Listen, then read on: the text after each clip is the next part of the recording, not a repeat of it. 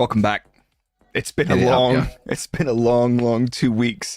Welcome back to the Engine Braking Podcast. And if you're new, welcome to the Engine Braking Podcast. My name is Blake, aka Brake, and I'm joined by Dan, aka Engine Mode 11, two former F1 engineers that are now making a podcast, and you actually have a real job still, which is good. So that's pretty good. Sadly, yeah.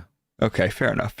Well, welcome back, dude. How was your shutdown? How was your little break? Even though you don't adhere to the Formula One shutdown rules anymore. I always do, but no, it was good, thank you. I got very sunburnt on a beach in the south of England, and that was pretty much it, to be honest. So yeah. Okay. But you had a proper holiday, didn't you? You went out. We went to Crete island in Greece, and it was spectacular. Had a really good time. And I observed fully the shutdown. I tried to avoid Twitter. You guys got onto me a couple times for tweeting, and I was like, I'm sorry, but I just can't let go like that. But now we're here, and we're back for the second half of the 2023 season. Honestly, I could use another week of no F1 just to get a little bit of a reset and like fully excited for it. But did you know Zandvoort review was our first episode last year? I do. Blake, I've got a problem. What's up? I forgot to press record. That's okay. I've got the audio. Don't worry.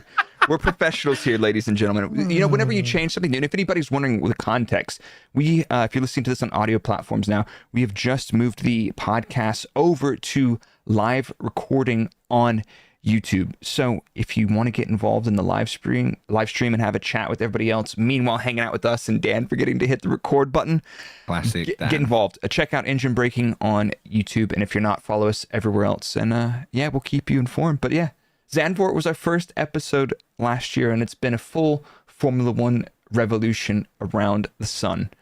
It has, yeah. What did you get me for my anniversary, or our anniversary? What did you give me? Absolutely fuck all, mate. Oh, for fuck's sake. What about you? Did you get anything? No. I got me something. I got myself some nice beers from Cloudwater up in Manchester. So big up the craft beer heads if you're watching this. But yeah, let's ease into it. Let's slip right in. We're coming back from the summer break. Max Verstappen is on 8 in a row. He's 10 total wins for the season.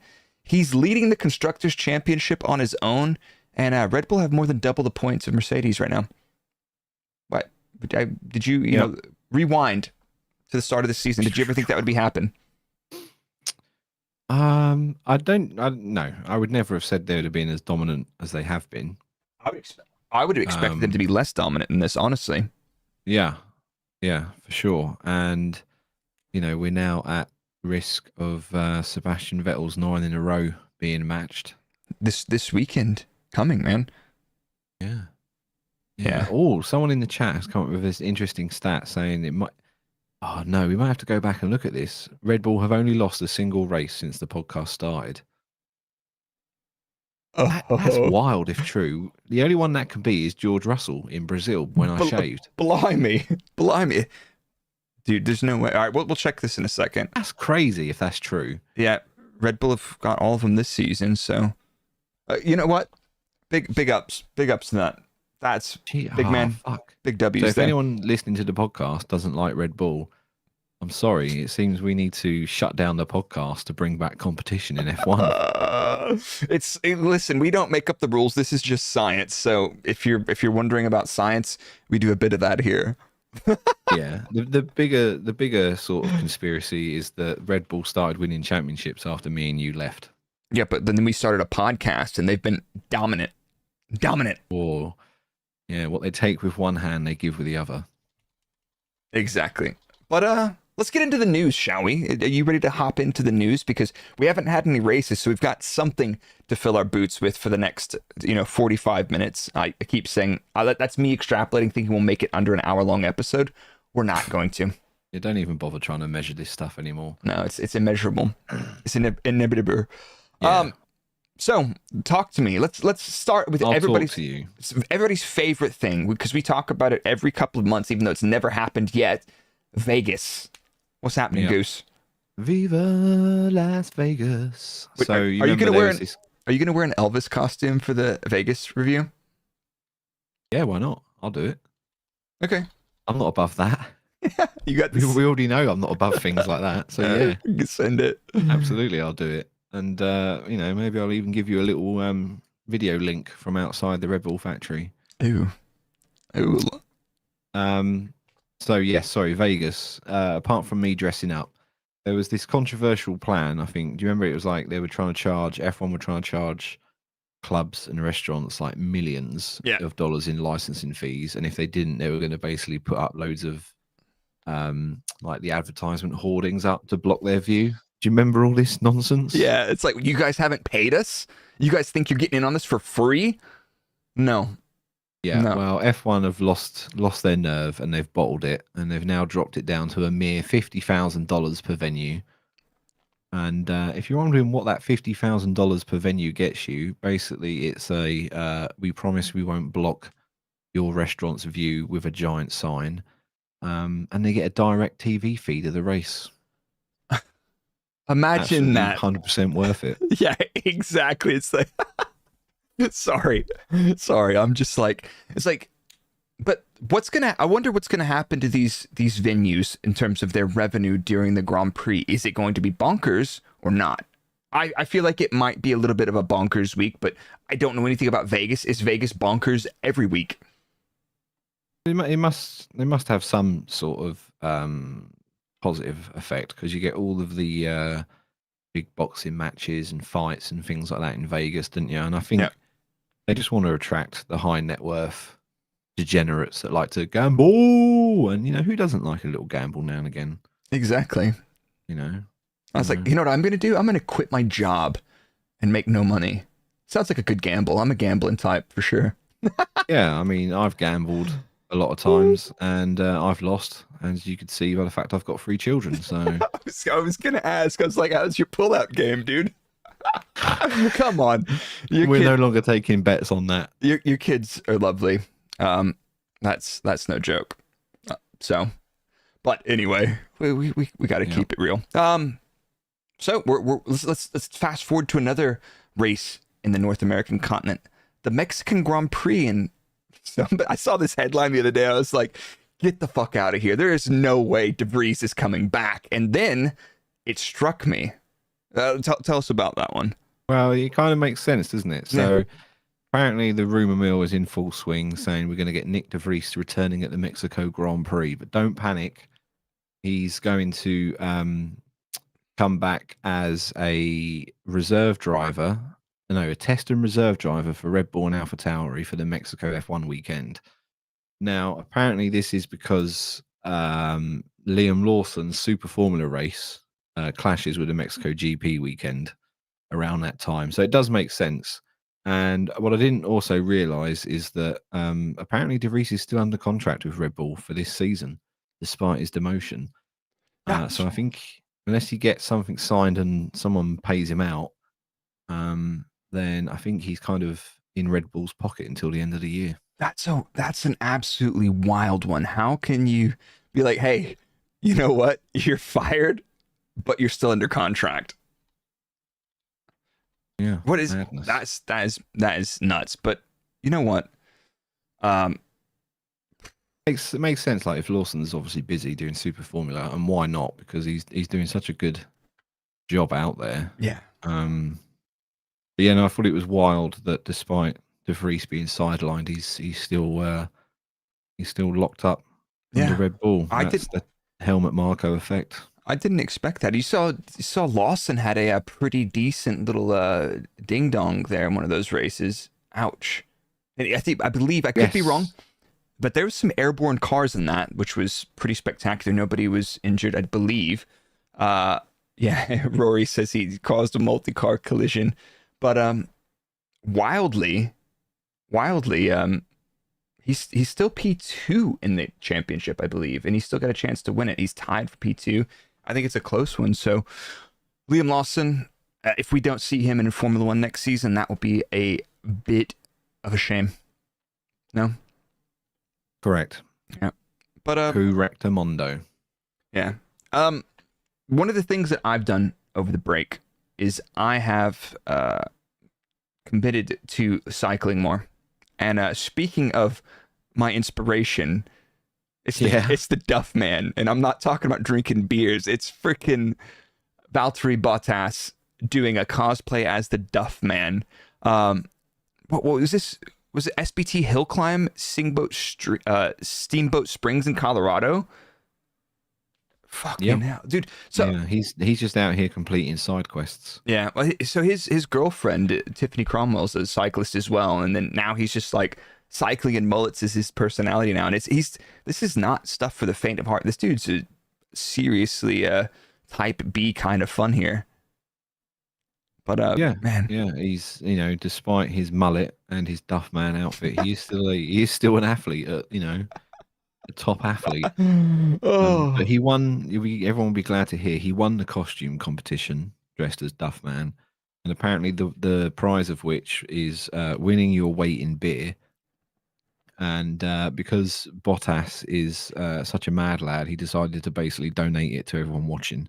that is awesome. But didn't he finish something like 20th?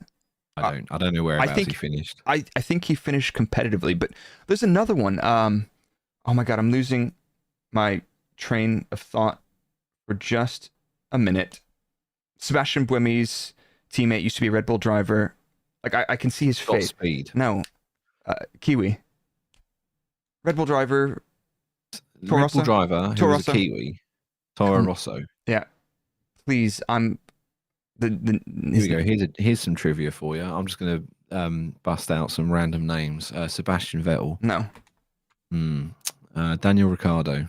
No. Brendan Hartley. Brendan Hartley. Of course, Hartley. Hartley was into his mountain biking, like doing like the Leadville and stuff. And one of the things from that is like if you do a certain time on the Leadville, this mad lad endurance mountain bike race, you get like this big fuck off belt buckle, and that was the thing. I remember when I was running the simulator for a Toro Rosso session back in the day, and he's like, "Yeah, man, I really want that belt buckle," and I was like, "You guys are real athletes. I'm out here just like asthmatic donkey on a nice bicycle, but hell."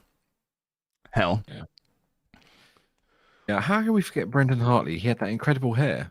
Yeah, he's a super nice dude. I really liked Brendan. I think he had an interesting return to Formula One for a bit, but he's a super nice dude. A big fan of his. He did well with the Porsche. Was it the 919?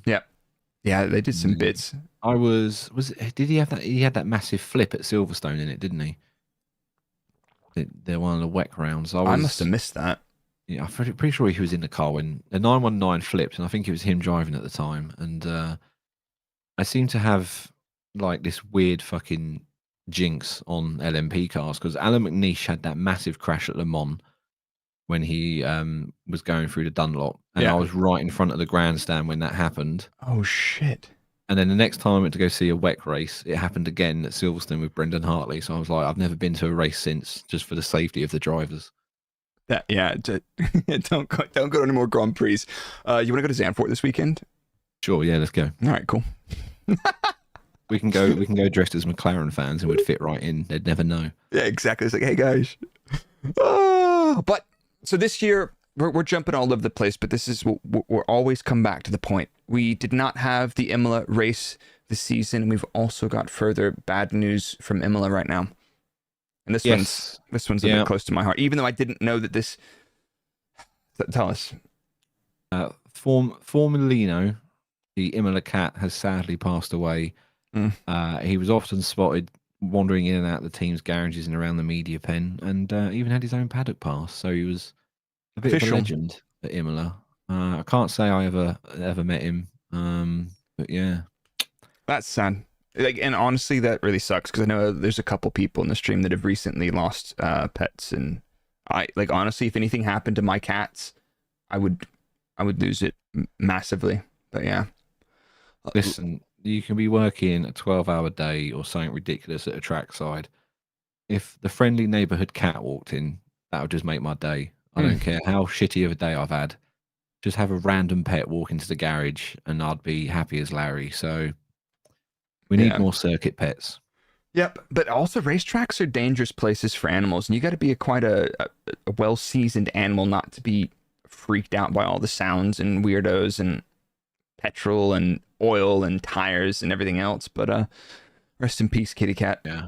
In that case, I'm volunteering to be the paddock pet for someone. Okay. Just take you around. You know, if you want to do some of that weird fetish stuff, like there's a different podcast for that. You walk around. Demonetized now. Well done. Meow, meow, woof woof. But 20 quid's 20 quid. Exactly. I've done worse for less. You know what I'm saying? Yeah. Oh my god. Here's one, and let's get the tinfoil hats going. The Adrian Newey and Zach Brown were spotted having dinner, and they did a hat swap, and the internet was freaking out. And I was like, what are these guys doing? And I was looking around. I was like, there's a photo. There's also Jim Farley, the Ford CEO. There's another person, someone's kid, and also Le Mans legend Tom Christensen as well. And I was like, what the hell is this madness? It was the Monterey Motorsport reunion at Laguna Seca. So it was like all the open wheel classics. Super, super cool. Yeah, this is like, do you think this is like the football equivalent of when they change shirts at the end of the match? Yeah, exactly. Like, it's like drivers get to do helmet swaps, right? Why can't you know? Yeah. Team. I want to see for Zandvoort. I want to see drivers swapping race suits when they finish the race. Nomex underwear swaps. Yeah. I just want to see that. See how that goes down. Max Verstappen and Lewis Hamilton just swapping their sweaty briefs. You know what? That reminds me of Formula Student Germany in 2011, right? It's a common thing to do a team shirt swap. I swapped my really nice white Oxford Brooks polo with an American flag patch for some dude's sweaty, terrible shit t-shirt. I threw the t-shirt away immediately. I don't even remember that. I was like, this t-shirt sucks. I just want my white polo back because that thing was awesome. It had the American flag. There wasn't too many of us at Formula Student Germany. I felt proud. And yeah, shirt swaps. Here's another huge drama, and I want to. There's some serious allegations going on for this next one. So Toto Wolff was seen having dinner with Flava Flav Briatore, Lawrence Stroll, and Toto Wolff, and they were having dinner somewhere. I think. Hang on. Go on. Before you continue, please. You know, if we're talking about Flavio, you got to play the bumper. I don't think it's working through the stream right now. Hold on. It's not going through the microphone right now, unfortunately. It's the Fraud Files bumper. I'll fix it next time. But this is the Fraud Files. Get out your tinfoil hats, ladies and gentlemen, everyone. Toto Wolff, Lawrence Stroll, and they're having dinner with Flava Flav and Domenicali. I wrote Toto Wolff twice. So we've got Flava Flav, the Lord of Darkness, and getting banned from F1 for fixing races. We've got Stefano Domenicali, the head of Formula One, and two of the big dogs. I think we're up to some conspiracies. So, yeah, I think we need to investigate this, or just let these fuckers have dinner together and take a picture for the internet. Well, did you know that Flava Flav is actually apparently unbanned? Yeah. I think it was a couple years banned from the paddock, though. Yeah, after 2013, he was allowed back in. So yeah, he got it overturned in a French court. Yeah, but now it's back in court because Massa wants back in. Holy fuck! I forgot all about that. Yeah. I didn't even put that in the show notes. Honestly, do we even need to talk about it? I don't know. So look, I'll briefly sum this up because I did look into it. I just forgot to put it in the notes. So whatever happens, the only thing that's going to work is that Massa is only going to be entitled to some financial compensation. They can't overturn the results. They can't do anything like that. So anyone hoping for some changes in the championships and things like that, unfortunately, you're going to be let down. It's just a monetary thing. Yeah. But I said the funniest thing, because I'm an agent of chaos, is I want the FIA to come out, revoke Max's first championship, give it to Lewis, so he's on 8 championships, and then 2 hours later immediately change the 2008 results, so Lewis is back on 7. I just want to see that, because I just want to see the internet implode. Oh mate, that would, like, yeah. I mean, it was like status quo, same shit, but just like a really roundabout roller coaster of emotions. But going back to the yeah, we've got the Massa thing, but going back to like the Toto Wolff and Flava Flav and all those at dinner, remember last year when there was a picture of MBS and Horner on a boat, and people were like, "You guys can't hang out. This is they're colluding." I was like, I feel I like, remember it because nobody had any fucking shoes or socks on. It was yeah, really fucking weird. but you're on a yacht, man. You can't wear shoes on that nice, freshly sanded teak deck. Come on, you some kind of savage, bro? Yeah, if I can afford to buy a yacht, I can afford to not worry about having shoes on it. So when back It's like in leaving your tags on a dinner suit. Like, I'm going to return this afterwards. Nah, I don't know. I don't think you want that. But I remember back in the day when 2012 when we got to go on VJ's yacht on Friday night or Thursday night, and everybody had to take their shoes off, and there was like a couple hundred people on this, so they had a coat check and a shoe check. It was wild, but the porta potty or like the portable toilet situation on the decks was a little bit interesting going in there in your socks. Ugh. Ugh, I threw those socks away, man. So, friend of the podcast, Tomo, goes, I reckon Dan has the cleanest toes in our YouTube chat. Mate, I've got fucking hobbit feet. If I took my shoes and socks off on a boat, they'd be like, mate, put your shoes back on. Yeah, you know what? You're going to do less damage. Yeah, you're gonna give everybody else some kind of fungal infection from the deck. Then just put them back on. We'll sand it later. I'm from Stevenage. We can't afford shoes from here. Fair enough. Well, you know what? If that's all not happen, all these dramas, then there's one last piece of drama before we get into the rest of it. Max is going to jail. Yep. Max Verstappen is going to jail, all because he was videoed driving his Aston Martin Valkyrie in a tunnel in France. So I don't know. You can tell summer shutdown has been hanging around because people are so fucking bored now. Yeah. Apparently he was doing, what is it, 120 maybe in a 90 or something. Yeah. I don't even fucking in kilometers an hour, our American friends. Yeah, he wasn't going too fast. So 30 clicks over. But yeah, that would be extremely French thing to happen. So he's definitely going to jail. The biggest takeaway from this is the fact that he is driving the Valkyrie with a headset on, right? And I know for a fact that someone whose signature is on this Aston Martin poster behind me, who was the test and development driver for the Valkyrie, said to me at Silverstone, was like, mate, if you drive this car for more than 30 minutes, you're going to damage your hearing. So I'm glad that they've obviously fixed that issue by just giving everyone a fucking headset to wear while driving it. It's like a small plane, a helicopter. You have to have the ear defenders, and otherwise you can't even hear the person sat next to you. It's like, huh? What's that? What? I'm going 120 and a 90. No, it can't be right. That's the water pressure. What? What are the flashing lights? Oh. Yeah. Is there anything more Adrian Newey than designing a road car that has potential health implications when you drive it? Mate, fair enough. Peak Newey. Yeah, it's fair enough. That is very Adrian. But like honestly, it's basically a race car. Fuck it, you don't need to talk to your passenger.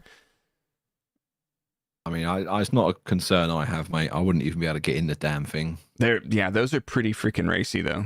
They look like little sardine cans. But anyway, hey, real quick, while we're talking about car life, did you see that somebody crashed Lewis's old purple Pagani Zonda in the tunnel in Wales?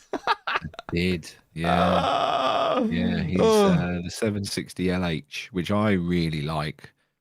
If you're a fan of hypercars and that, the Pagani Zonda, it's a very Marmite car.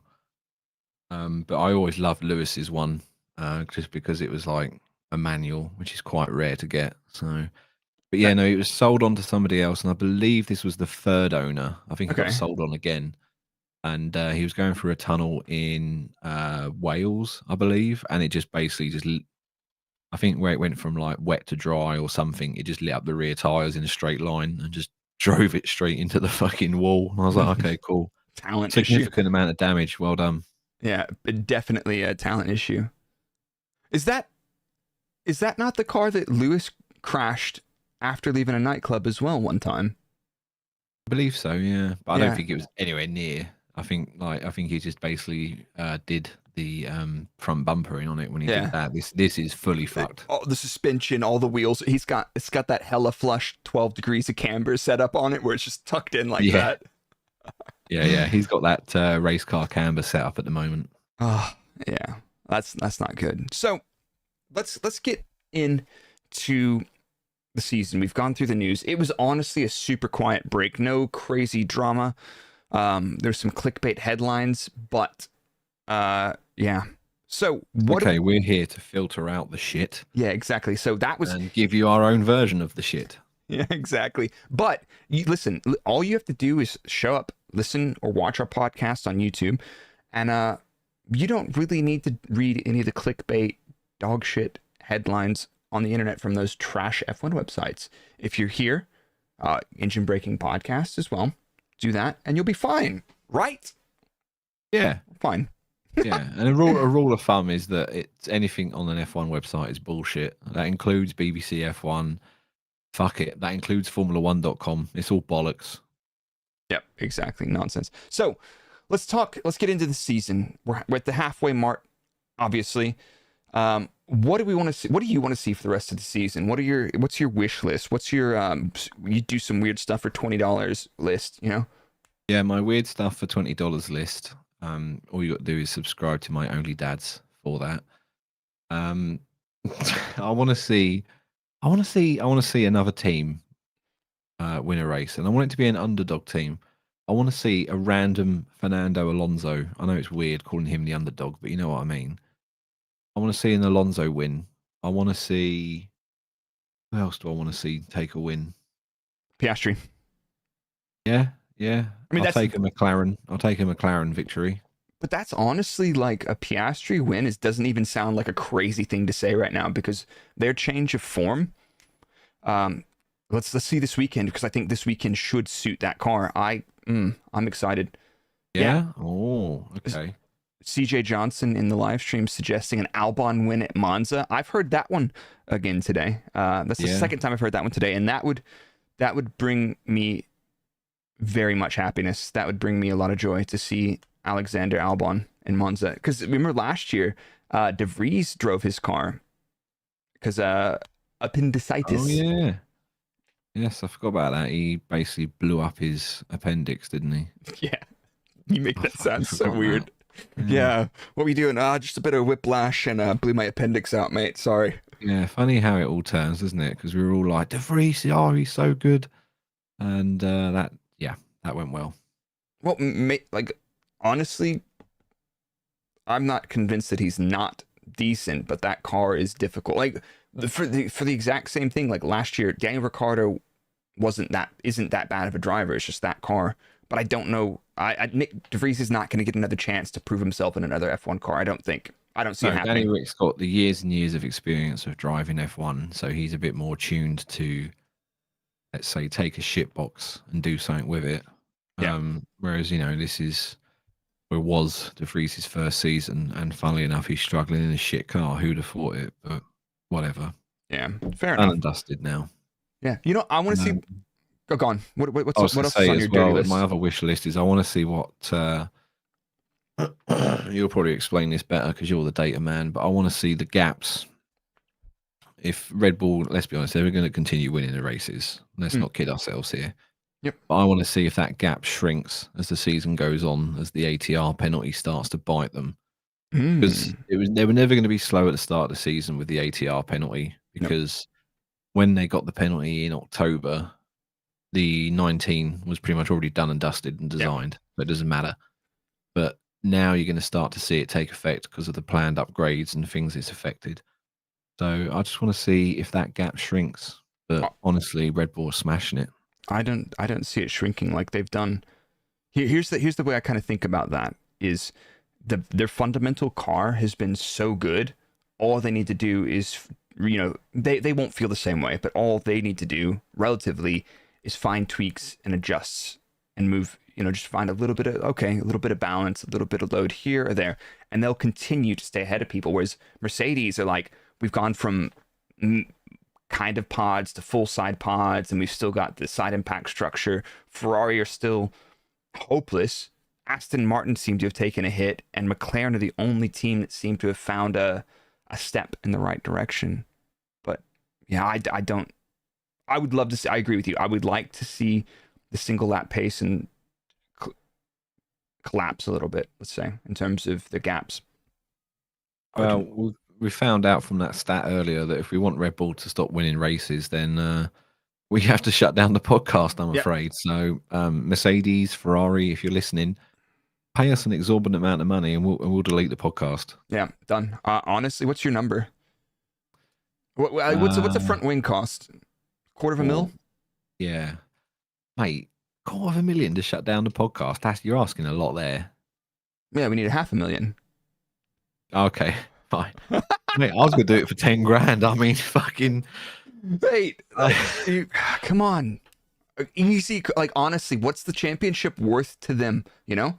Huh? Oh, okay, right. So it's not what it's worth to us; it's what it's worth to them. Exactly. You gotta flip the thing on its head. That's why I'm doing the books. Dan's like, yeah. Well, what do you want to sell these ads for? You give you 20 quid. All right, cool. Let me go record this. Lawrence Stroll's listening. It's $1 billion Canadian dollars. Yeah, this is nice. Is that real money? Is that the same Canadian dollars? I think so. I think it's like American dollars, but maybe a bit more colourful and snowproof. I'm not really sure. I don't know. If any Canadians could confirm or deny that currency, that'd be great. I love Canada and I love Canadians, just for the record. I love Canada because it produced such things as Trailer Park Boys. So shout out to any of my Trailer Park Boys fans out there. Wow. You know what all I want? I would like to see Perez really close to Verstappen through the rest of the season. I'd like that. Yeah, well, I'd like to be a millionaire, mate, but you know. Yeah. So why don't we move into some? I've done a little bit of a season performance notes, and that's on my Buy Me. I'll be uploading some of this to the Buy Me a Coffee, and I've already done the McLaren video, analyzing their change of form. There's some really interesting stuff that I put in that video. So if you haven't checked that out on Brrrake F1 on YouTube, do it. But brace yourself, everyone. He's going to start talking about data. Yeah, but now this is going to be really quite straightforward. So, in terms of looking at up until Spain and then after Spain is how I've kind of chunked the season. There was two teams that improved massively relative to themselves throughout the season in terms of high speed, medium speed, and low speed performance. One of them was McLaren, and the other one was Red Bull. They started off the season not particularly strong. Not that it made any difference in terms of that, but they've actually seemed to have been developing their car, which is no surprise in setting the standard. Ferrari holding steady, Mercedes as well, and Aston Martin, they've lost single lap pace and they've lost race performance, but they look like they're in the kind of like holding steady and keeping up with the development curve camp. But it's really interesting the way that I've done this new analysis is you look at the people and see where they're losing relative to the others throughout the season. We've got Haas losing out everywhere. You've got AlphaTauri okay in the low speed, but losing out everywhere else. Williams, not so good in the high speed or medium speed. And then Alfa Romeo is just like the most depressing looking thing that I've seen this season in terms of what they started like compared to what they're doing now. And if you look at the races and qualifying, it's like when you look at the qualifying results in Q3 or Q1, you just kind of like put a bunch of names in the hat and shake it up and throw it out. And it's like, yeah, they could be plus or minus half a second to where they usually are. Not a whole lot of consistency there. So because Bottas is too busy going around completing side quests. Yeah, exactly. But honestly, they sound like more fun than driving that shed. Yeah, that could be why. Yeah, no, I think that's probably not a bad shout. Let's.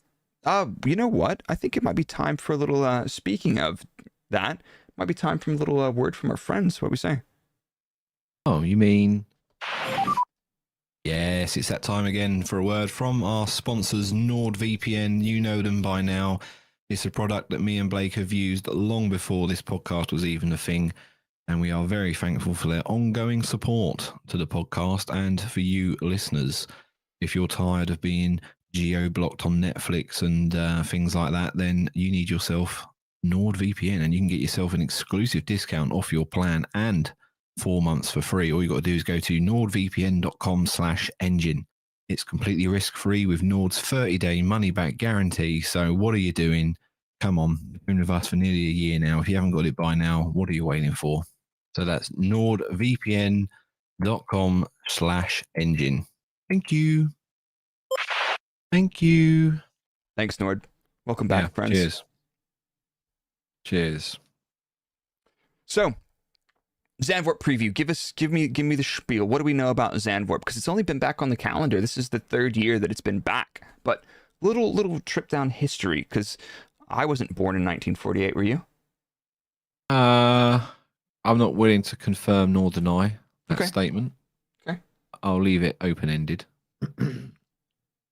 But yeah, no, it first opened in 1948, originally made up of a mixture of permanent track and public roads, which snaked through the sand dunes of the Zandvoort region town.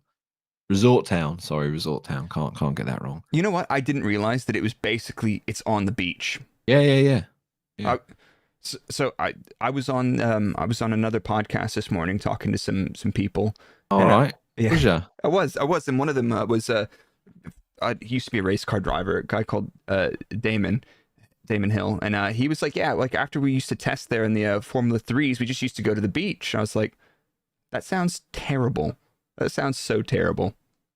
But yeah, I didn't realize it's literally like right there on the beach. I don't think I'm ever going to get invited onto a podcast with Damon Hill, because he tweeted something out once and I just replied with an image of a flyer for a retirement home. Oh, the chaos. Back in my toxic days. Oh, speaking of Twitter though, big news. Big news. Holy. Guess who unblocked me on Twitter? Amaranth. No. There's still a court order in place for that. No, me and Matt Gallagher have kissed and made up, and we are now friends again. Did you guys chat at Tomo and Aldas's gig? We did. I was very drunk. I went up to him and I said, "Hi, it's me, Engine Mode 11. Can I buy you a drink?" I think it was obviously a bit scary for him because I was a big dude from Stevenage. After about 7 pints of cider, just barging through saying, "Let me buy you a drink." Come here, kid. But I don't really remember much after that, to be honest. But no, we are unblocked. Good. Peace talks have progressed. Good. So yeah, there you go. Big news. Big news. That is big news. Love that. But anyway, back to Zandvoort. But that is actually the biggest piece of news from the off season, honestly. Thank you. Yeah. Yeah, but like you carrying on from what you said though, the old circuit was a lot different. Like this new circuit they have is completely. There's a couple of similar features, but what else we got about the circuit? When F1? It was built in 1948, but the first F1 race didn't happen until 1952. Oh, here you go. Pop quiz. Who won it? Do you know who won it? I'm looking at the notes. You looking at the notes? I am looking at the notes, obviously. Right. Well, people at home probably would have guessed by now. Alberto Ascari. Doesn't he have a corner named after him as well? Just kidding. Of course he does. Monza. At the Dutch Grand Prix. No, does it maybe? I don't know. All I know is from Zandvoort, there's a corner called Tarzan, which I thought was just very amusing. I thought that's a funny name. I saw that and I was like, no, I'm not going to look at any of these. There's a no name as well, I think, which is good. They raced until I was born, and they took a little hiatus until 2021. We were supposed to have it in 2020, but COVID kind of fucked up everything. And honestly, yeah, I was really disappointed about that because I was hyped to go in 2020, and then of course, a bat sneezed or something, and that's it. The whole world just shut down. So yeah, that honestly, that sucked. I think we've lost your camera there. Yeah, people that are watching live will have just noticed that my camera's just crashed. So that's fine. We'll keep going. Oh, here we go. We're back. But anyway, yeah. What? Go on. Finish. Tell me about the rest of Zandvoort, though. Well, here you go. Here's a fact that I didn't realise. At the 2022 race, 99% of the general admission ticket holders made their way to the circuit by public transport. Ooh. Can you imagine getting to Silverstone on public transport? No, because there's no fucking public transport. It's like you're gonna park your car in some farmer's field, and if it rains, you're gonna have to pay them a 20 to pull it out with their tractor. Yeah, so big yourselves up. Honestly, I honestly do not. Bicycles. I do not like going to Silverstone, even for work. Like I used to ditch my car in a village nearby and get a ride in with Rocky, who had a paddock pass, so we could pull up right up to the front like absolute dickheads. But like going there as a fan looks, yeah, you got to love it. And I respect a lot of respect to you race fans that are grinding it out. But yeah, here's a good one. Prior to 2020's race, the last winner was Niki Lauda in '85, my birthday year. But Verstappen's won the last two, and he's also been on pole the last two times. So yeah, yeah. What are we? I can't see that changing. No, I can't either. Honestly, like that car, Max, it's gonna happen. So the track, it's now a 4.3 kilometer circuit with 14 turns. That means we've got a 72 lap race. Lewis Hamilton from 2021 still has the fastest race lap at a 1:11, basically flat. 2022 pole for Verstappen was a 1:10.34. It's got one of the shortest pit lanes of the season. I couldn't find the pit loss time, but you'll be seeing that when people are making really interesting gaps when they come out from the pit lanes. Like, oh, that was closer than I thought. But yeah, be careful with that. Two DRS zones. One of them out of turn 10 down to turn 11, so in the middle of the track in sector 2. And the other one, the DRS activation starts in turn 14 when you're up on that bank and you just rocket ship out of that corner. And there's only two big braking zones at the end of those DRS zones, incidentally. There's also a pretty short run from the starting grid down to turn 1, so maybe you'll see some teams further up risking harder compounds.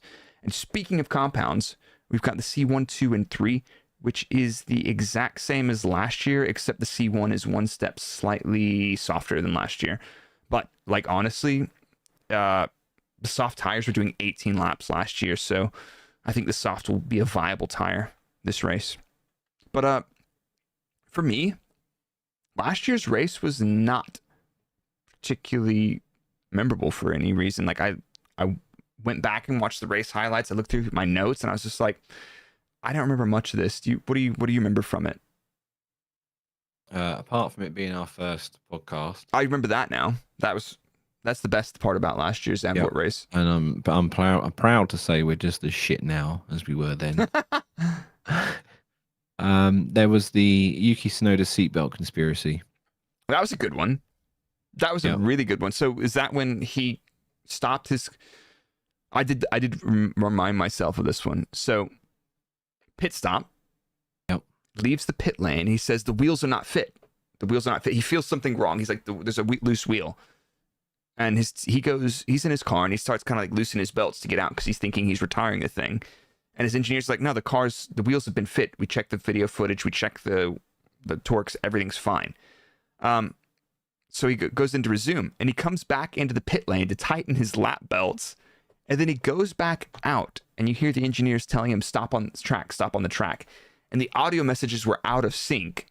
And the fact that they told him stop on track, what it looked like when he was in the pit lane still or something, but he was actually leaving the pit lane. And it's like, okay, fine, I'll stop on the track. And people are like, oh, that's them getting another pit stop. So Red Bull can win this. A safety car or whatever. Yeah, I was like, okay, that's a bit wild. But yeah, and I think I said at the time, and I'll repeat now, if you think that was done on purpose, I think you're giving F1 teams far too much credit. Yeah. This might be the pinnacle of motorsport, but believe you and me, everyone behind the scenes is still a fucking idiot. Yeah, the friends. So they wouldn't be able to coordinate that between two teams, mate. Believe me.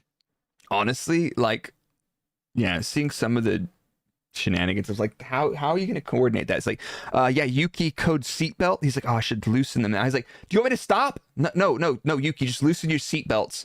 So you have to come back in. And then when we're tightening your seatbelts, nobody will notice, and we'll like spray some oil on the thing, and you'll think the diff's broken, and then crash the car. But realistically, Yuki should be banned for that. No, I'm just kidding. Yeah. So another random fact as well, I like to sort of say is that my 6 years working in the sort of department I did, every now and again I did need to talk to AlphaTauri. Yeah. You know, to help them out when they had data links and things like that. And out of all the people I spoke to in AlphaTauri, only one spoke English. Really? Yeah.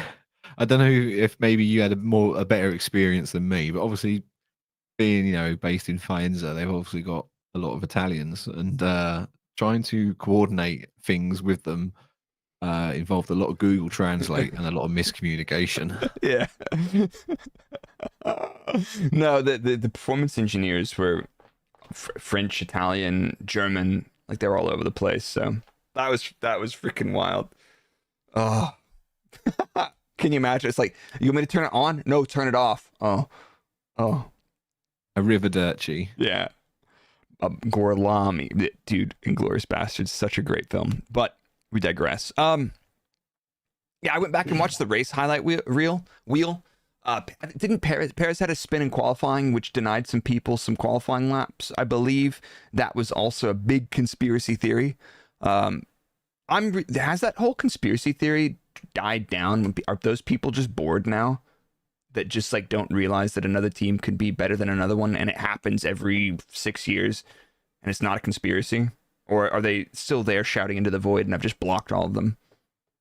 I don't know, but I'm more than willing to start some conspiracies just Yep. to liven this season up a little bit. If Red Bull continue winning, I am fully prepared to start some conspiracies to liven it up. Okay. I'm going to become the Alex Jones of F1. Okay. That, please don't, man. I don't think I can tolerate that. But anyway, yeah, I think it was going to be a 2-stop race, and it got turned into a 3-ish stop from safety cars and VSCs. So probably expect something similar. Longer stints on the soft. But again, never mind that. If it's going to be potentially wet, chaos ensues. Yeah, no, I think the weather forecast is wet, isn't it? A little moist, yeah. On the beach holidays getting ruined. Jokers. Yeah, I don't know if we have any Dutch people in the chat, but if they could confirm or deny whether their weather reporting is as reliable as England's, which in England, the weather reports we get here are about as reliable as a plumber's estimate. So yeah, it's like I've had several weekends where I'm like, oh, let's not do anything this weekend because it's gonna be raining on Saturday. I get up Saturday a bit late and I'm like, it's majestic. I'm gonna go drink coffee in the backyard and I hang out with the cats. But yeah, why don't we? Someone's confirming that apparently on the coast the weather predictions are wild. So who fucking knows what we're gonna get? Yeah, exactly. I love it. I'm here for it. But why don't we move on to our next segment, which is our this one. Do I'm just gonna buy you a little bit of do time. I have a bumper for it?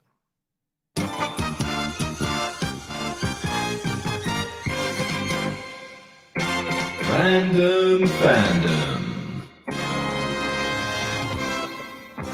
Yes, you know what time it is. It's time for the Random Fandom, where we pick a team at random to hype up for the weekend. And as you can probably tell, I'm stalling for time because in the background I've realised my random generator has lost all the names. Oh no! So we're gonna have to Blake just randomly talk some shit for a minute. random. So the reason we do this random fandom is because we get accused of being Red Bull biased massively, and like obviously I'm not wearing a Red Bull t-shirt. Dan definitely is wearing some old team kit, so he's not biased at all. But I mean, it's good stuff. Honestly, it's high quality merchandise. And why buy clothes when you can get them for free from work? I actually still have a huge amount of Puma socks from being trackside. They're like, hi, how many pairs of socks do you need this season? Yeah, how does 12 sound? I'm like, great.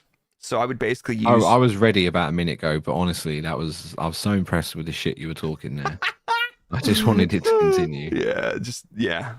You can stop me now. So Alfa Romeo, Haas, Ferrari, Alfa Tauri, Alpine, McLaren, Williams, Mercedes. Who've I missed? Aston Martin. Yep. Don't pick Red Bull because obviously we're discussing Red Bull bias, so we can't have that. No, we're not allowed to use that. So we had a meeting and we discussed and we've allowed Alfa Tauri to come back in. I agree. Right. Because I'm never gonna have anything good to say about them at the rate they're doing this season, honestly. Okay. Who's spinning first, me or you? You go, why don't you spin for me first? I'll do the honors. Me first. Okay.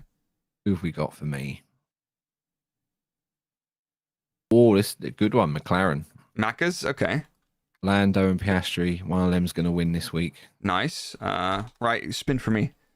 Spin for you, baby. And away she goes. Oh, Aston Martin. AM. You know what? I hope they have found their form back after getting their flexi wing banned allegedly. Allegedly. Allegedly, who knows? Who knows? But yeah. So, so next week, in next week's episode on Monday or Tuesday, we will do our Dutch Grand Prix review and maybe a little preview for what's the next race? After Holland. Yeah, Sorry, it's not called Holland anymore, is it? Or is it? I always get this confused. it's a confusing one. Honestly, Sorry. we've got Monza. Monza's next. Ooh. And I'm actually going to be away in Germany, so I'm going to miss all the streams for watch-alongs and stuff. I know. I've got to. So if someone wants to put an application in for a second podcast host, No, I'll be here for the podcast. I just won't be there for any of the. too late. Tough analysis shit. You're stuff. out. Fine. Sorry, I'm happens. Helmut Markoing you. You're demoted, but I'm going to keep you on contract for the rest of the season. As long as I still get half the payout, it's fine. All £5 for the whole season. That's okay. Half of fuck all is still fuck all. Yeah, true. But yeah, so we'll come back to you guys with our random fandom, and we'll review what we've said, and we'll give a little report card on our teams that we've chosen. So thank you for picking those. But yeah, I'm telling you now, Lando or Piastri are winning. Yeah, it's been decided. Yeah, I think so. So what do we got? We'll do another episode next Monday or Tuesday. We're gonna get back into the swing of things. We're gonna be consistent. We're gonna hit it. We might be Monday or Tuesday, but if you're listening to this on your audio platforms in your car, give us a little quick toot out the window, or roll down your window and ask people, hey, do you like Formula One? And if they're a Mercedes fan, tell them, I understand. I was once a Red Bull fan when they were dog shit, and it comes and goes. It comes and goes, but yeah, and for legal reasons, I have to say that we don't dislike Mercedes. We hate all teams equally, and we think all the drivers are shit. We just hate everything and everyone. Yeah, this is fair. The F1 podcast of hate and shit takes. This honestly, it's not that. But anyway, guys, thank you so much for listening. Do be sure to drop us a follow and check us out everywhere on the internet, and we'll get back to you. And if it was your first time, we're glad you joined us. And if you're coming back, gentle. Yeah, and if you're back for a repeat episode, yeah, I'm sorry, I don't know who hurt you, but yeah. Well, yeah. Big up your local butcher. And fuck off.